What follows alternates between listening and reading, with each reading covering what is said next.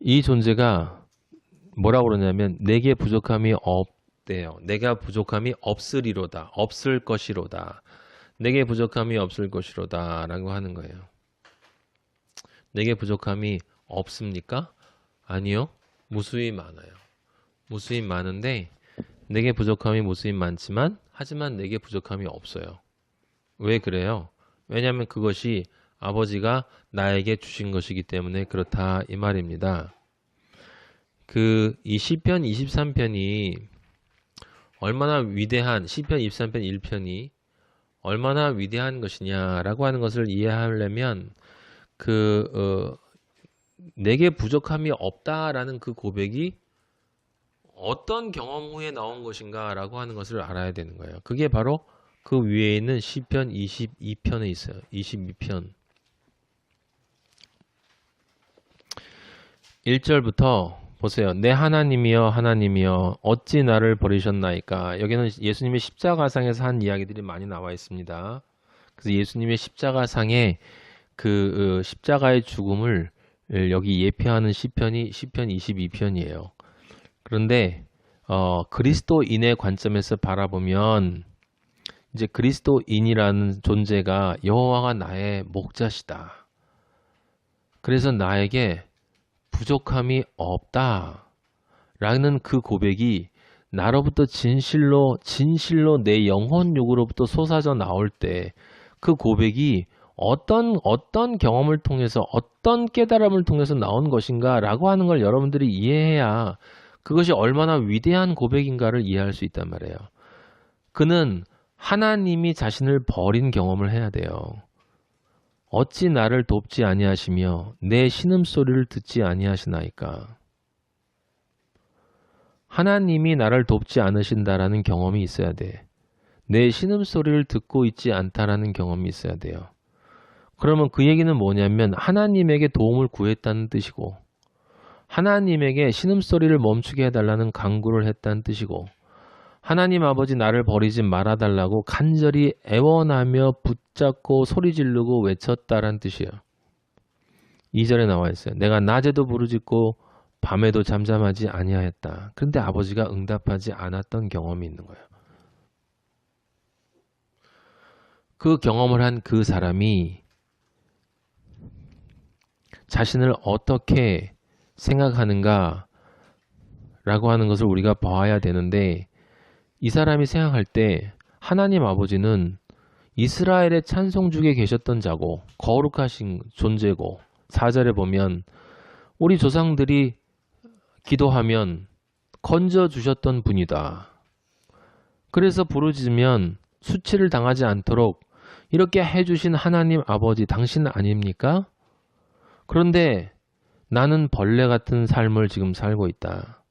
사람이 아닌 건재처럼 다른 사람들로부터 비방거리가 되고 백성의 조롱거리가 되고 있다. 이게 물론 예수 그리스도에 예표하는 말씀이에요.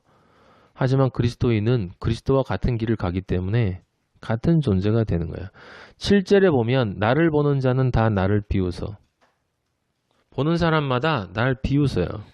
무슨 그렇게 믿냐. 입술을 삐죽거리고 머리를 흔들며 말해요. 여호와께 의탁한다며 믿는다며 너 근데 왜 사는 게 그 꼬라지냐. 구원하신다며 기뻐하신다며 건지신다며 너 근데 왜 그 모양이야? 뭐 별로 기쁨도 없는 것 같아. 확신도 별로 없는 것 같아.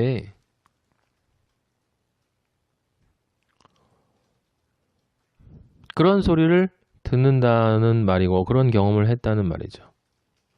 11절에 보면 환란이 가까운데 도울 자가 없어요. 아무도 나를 도와줄 수 없는 것 같은 경험을 해.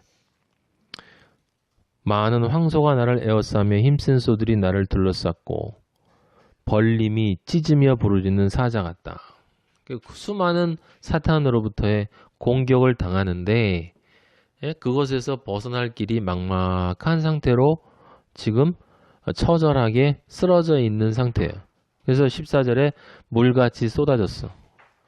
여러분 물을 확 부어버리면 확 쏟아지잖아. 내 존재, 삶이 그렇게 쏟아진 것 같은 경험을 한다 이런 말입니다. 내 모든 뼈는 어그러졌으며 내 모든 뼈가 어그러졌다는 건 무슨 뜻이에요? 물같이 쏟아졌는데 뼈가 어딨어? 뼈가 있어야 쓰지. 뼈가 있어야 지탱을 하지. 내가 붙잡을 수 있는 은혜도 식어버렸고 처음 믿었을 때 아버지한테 느꼈던 그 신뢰, 긍정적인 마음, 아버지가 있으면 다 될 것 같은 그런 거 다 어그러졌어. 마음이 다 녹아버렸어요. 그 양초, 그 밀랍처럼, 촌농처럼 다 녹아버렸어. 힘이 말라가지고 질그릇 조각같이 돼버렸어요.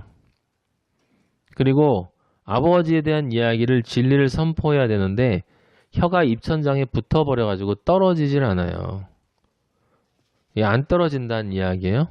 도대체 왜 이렇게 떠들고 다녀야 되나라는 생각도 하게 되고 그리고 내가 워낙 힘들어서 누굴 만나도 진리를 이야기할 생각조차 들지 않는 거야. 왜냐면 내가 내 혀가 석자나 나와가지고 내가 너무 힘드니까 마치 아버지가 나를 죽음의 진토에 두신 것처럼 그래서 개들이 나를 에워싸요. 이 세상에 아버지를 대적하고 세상을 좋아서 늘 토한 거 다시 먹는 그 아버지에 대해선 전혀 관심이 없는 그런 개들.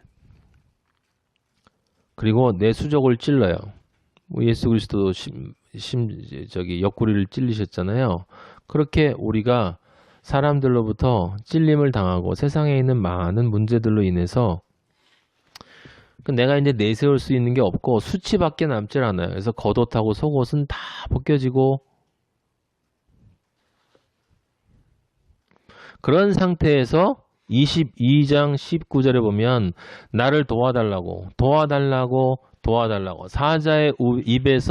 사자의 입에서 구하소서. 여러분 다윗이 양들을 어디서 구했다고 그랬어요? 사자와 곰의 입에서 그 아가리에서 끄집어냈다라고 얘기했단 말이에요. 그 조그만 목자가 무슨 사자를 잡아서 입을 쥐어 뜯었겠어요. 그게 그런 의미가 아니고 물론 아버지가 뭐 삼손 같은 힘을 주시면 가능하겠지만 그런 의미가 아니라 사자의 입에서 양을 구해낸다라고 하는 예수 그리스도 목자로서의 예표적인 이야기를 하고 있다. 하나님 아버지한테 우리가 아버지가 예수 그리스도 주님 당신이 우리의 목자 아니십니까? 입에서 구하소서. 22장 22장은 21절까지가 바로 그 탄식의 경험이 있는 거예요. 여러분 근데 이 경험은 여러분이 정말 그리스도인으로 살아가려고 할 때만 나타날 수 있는 경험이야.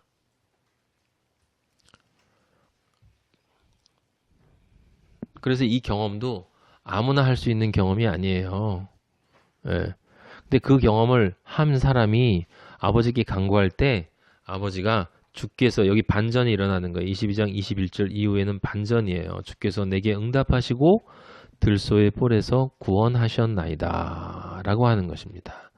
예. 그래서 시편 23편 1장 2절에 보면 그래서 나를 푸른 풀밭에 누이신단 말이에요. 여러분 푸른 풀밭에 누이신다는 이야기는 내 삶이 정말 그 황무지 정말 내 육과 내 마음과 몸이 그렇게 힘든 22편에 나와 있는 그런 상태에서 절망하고 있을 때 이제 보통 사람들이 생각하는 거는 그냥 먹고 살기 힘든 거 다 그러면 이제 이게 아주 감정으로 쫙 와닿는데 먹고 살기 편할 때는 이게 완화다요. 왜 그러냐면 그리스도인으로서 고난을 받아본 적이 없기 때문에 믿음 때문에 믿음을 전하다가 그 실망 이게 정말 힘들구나. 내 힘으로 정말 안 되는구나.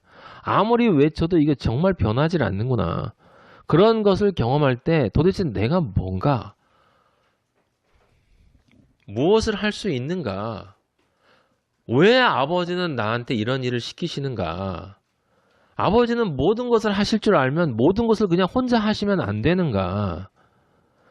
영혼이 완전히 아무것도 아닌 것처럼 깊은 수월에 빠진 것처럼 그런 절망감과 고난에 빠져 있을 때 그런 상태에서 아버지께 간구할 때 아버지가 응답해 주는 경험이 있다 이 말입니다.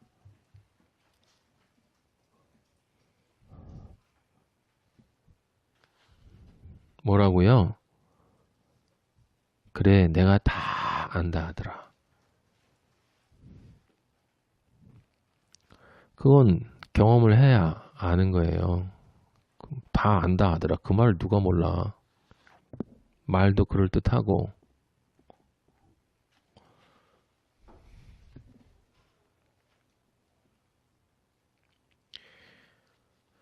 푸른 풀밭으로 인도하신다라는 말을 들을 때 여러분은 무엇을 생각해야 되냐면 나는 그럼 어떤 황무지를 걸어왔는가 라는 생각이 있어야 돼요.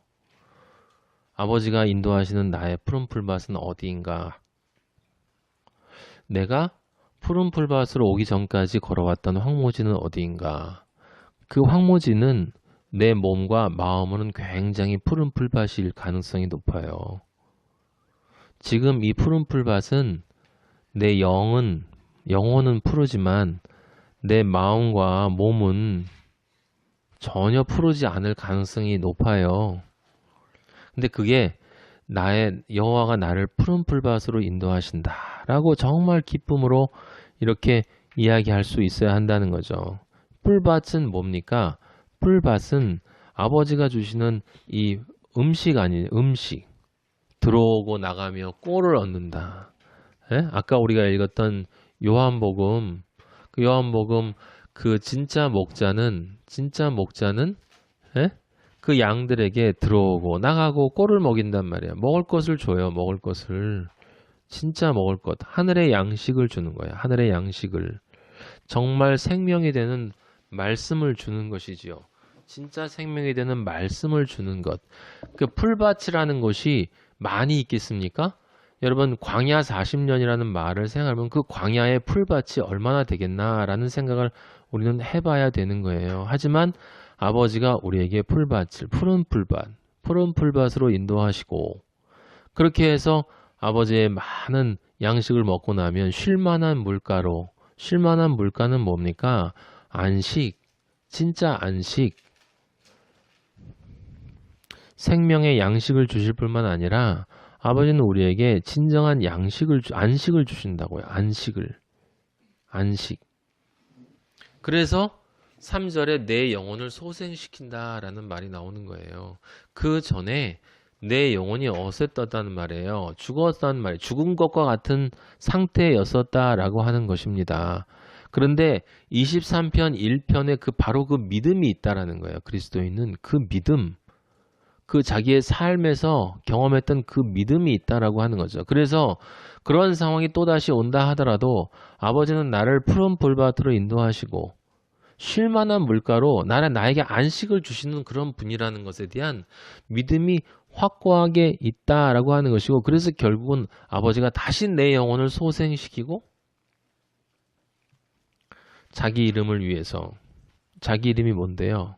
사랑, 십자가의 그 사랑 의의 길로 인도하시는도다.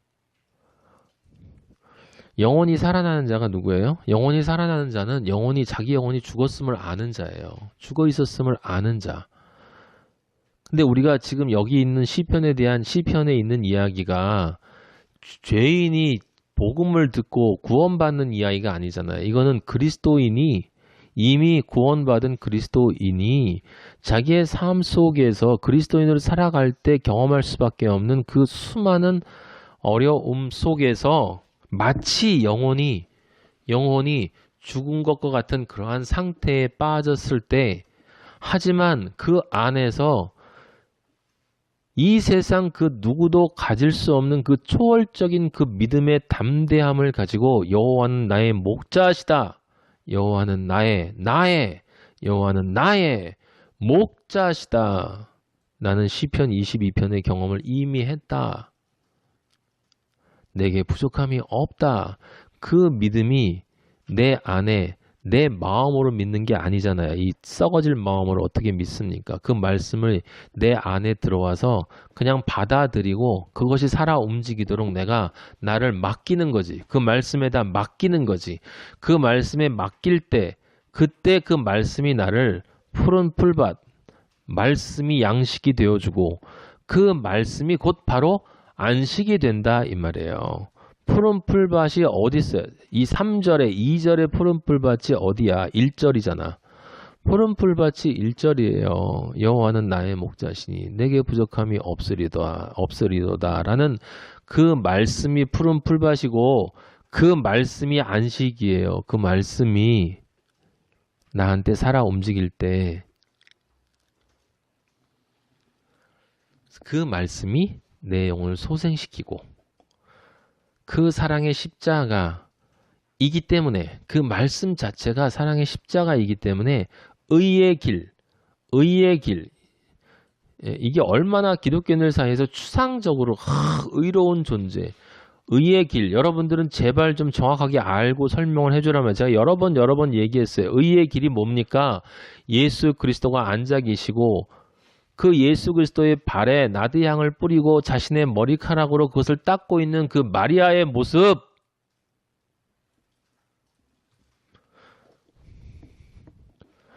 여인의 면류가 아닌 머리로 그리스도의 발과 연합되어져서 탯줄처럼 매달려 예수 그리스도와 평생 그렇게 머리를 닦으며 내 머리카락으로 예수 그리스도의 발과 연결되어져서 가고자 하는 그 마음 그 영혼의 결단 그게 의의 길이에요. 그게 의의 길. 이런 마음을 이 의의 길로 인도하신다. 내 영혼을 소생시키신다. 이런 말 할 수 있는 사람은 성령의 세례를 받은 사람만이 할 수 있는 거예요. 여러분. 거듭난 사람만이 할 수 있는 거야. 그리스도인이 아니고는 이런 고백을 절대로 못해요. 그래서 교회에서 하는 수많은 사람들이 이 시편 23편을 읽는 건 전부 주문이에요. 주문.